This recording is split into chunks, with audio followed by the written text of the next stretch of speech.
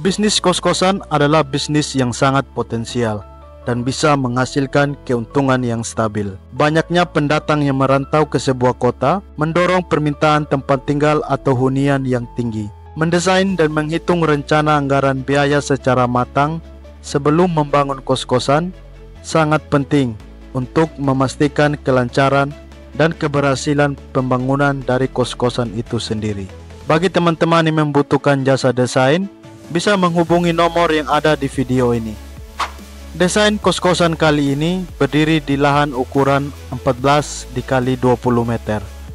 Dengan ukuran ini, kita punya banyak ruang buat bikin kos-kosan nyaman, minimalis, tapi tetap stylish.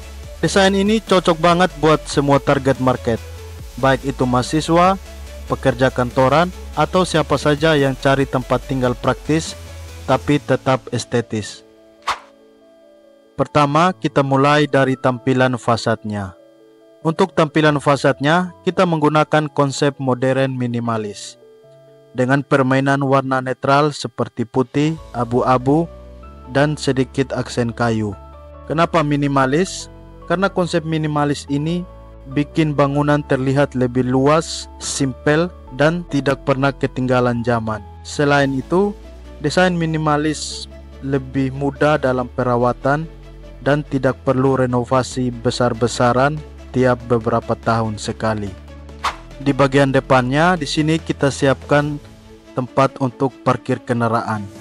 Tempat parkir ini bisa menampung 3 mobil dan belasan motor sesuai dengan jumlah penghuni kos di dalamnya.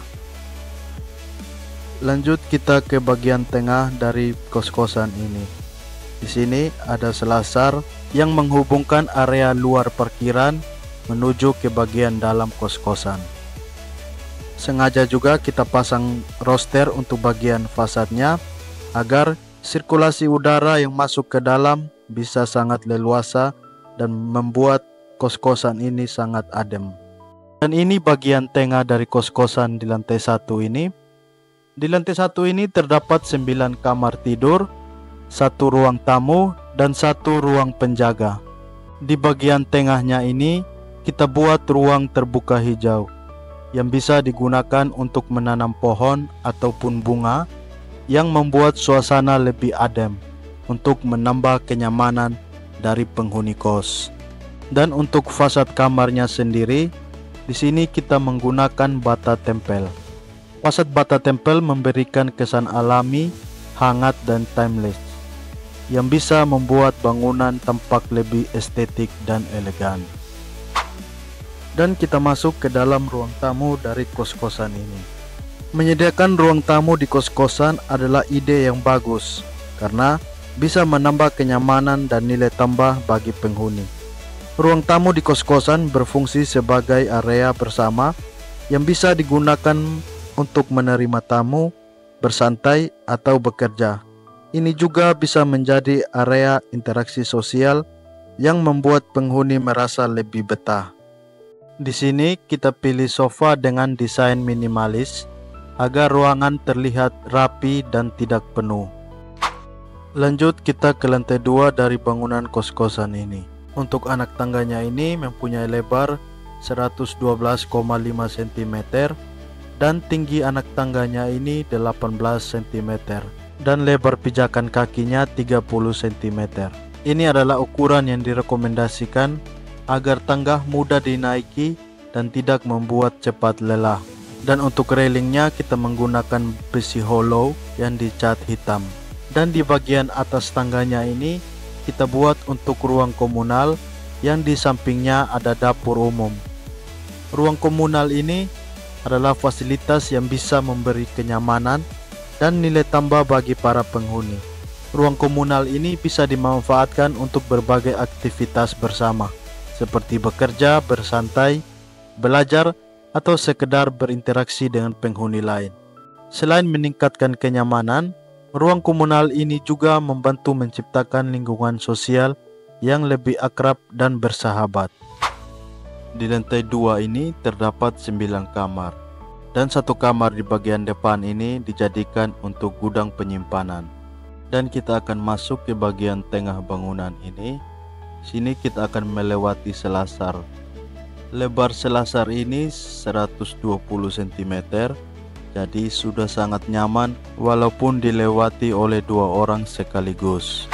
Di lantai 2 ini kita buat void yang sangat luas. Void ini memungkinkan sinar matahari masuk ke dalam bangunan, yang mengurangi kebutuhan akan pencahayaan buatan di siang hari. Ini membantu kos-kosan lebih terang dan menghemat biaya listrik. Selain itu, void ini juga membuat udara panas naik ke atas dan udara segar bisa masuk ke ruangan-ruangan di lantai bawah. Ini membuat bangunan lebih sejuk dan nyaman, terutama di kos-kosan yang berada di wilayah tropis dan panas. Dan juga void ini menciptakan kesan ruang yang lebih luas dan lega, meskipun luas bangunan sebenarnya terbatas. Ini sangat penting untuk kos-kosan dengan lahan terbatas karena penghuni akan merasa bangunan lebih besar dan lapang. Oke, kita masuk ke dalam bagian kamarnya. Jadi tiap kamar punya ukuran 5 x 3 meter. Sudah sangat nyaman buat ukuran kos-kosan. Di dalam kamar sudah ada perobotan dasar, kasur, meja, lemari, dan rak gantung untuk taruh barang-barang. Dengan warna interiornya yang netral, biar kelihatan bersih dan tidak bikin sumpek. Di sini kita pakai tempat tidur double size, yaitu tempat tidur yang berukuran 200 cm serta lebar 120 cm. Selain terdapat tempat tidur, kamar ini juga dilengkapi dengan lemari pakaian, meja belajar atau meja kerja.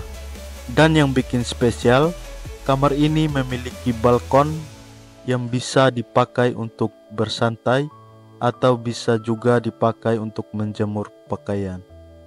Keren banget kan? Balkon ini berukuran 150 x 85 cm. Sudah cukup nyaman untuk balkon kos-kosan seperti ini. Semua kamar kos pada kosan ini terdapat kamar mandi pribadi. Ukuran kamar mandinya yaitu 1,75 meter serta lebar 1,5 meter. Dan di dalamnya sudah ada kloset duduk dan shower. Selain itu, kamar mandi ini juga masih terdapat bukaan buffet untuk memaksimalkan sirkulasi udara dan juga pencahayaan. Nah, itulah desain kos-kosan berukuran 14 x 20 meter. Semoga desain ini bisa memberi Anda sedikit inspirasi. Dan untuk biaya estimasi pembangunan kos-kosan seperti ini memerlukan biaya sekitar 1,2 miliar rupiah.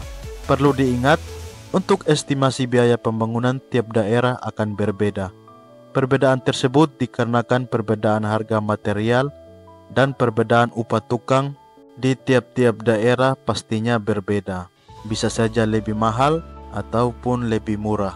Bagi kamu yang membutuhkan jasa desain, bisa menghubungi nomor yang ada di video atau yang ada di link deskripsi.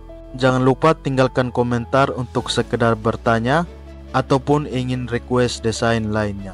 Kalau desain ini menginspirasi, bisa di like dan jangan lupa juga untuk di subscribe untuk mendapatkan update video lainnya dari kami.